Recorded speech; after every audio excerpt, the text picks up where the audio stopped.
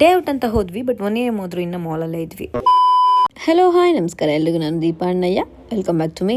So guys, after so many days I am back. My semester exams were going on.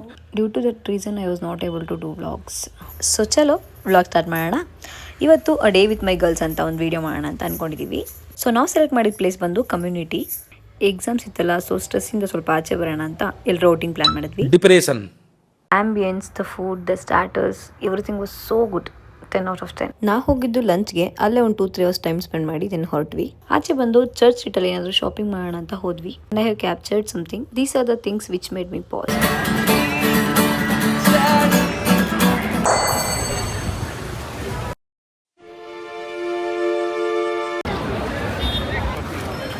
ಈ ಡಾಗ್ಸ್ನ ನೋಡಿ ನಾವು ಹೆದರ್ಕೊಂಡು ಸೈಡಲ್ಲಿ ಹೋದ್ರೆ ನನ್ನ ಫ್ರೆಂಡ್ ಒಬ್ಳು ಹೋಗ್ಬಿಟ್ಟು ಮಾತಾಡಿಸ್ತಾ ಇದ್ಲು.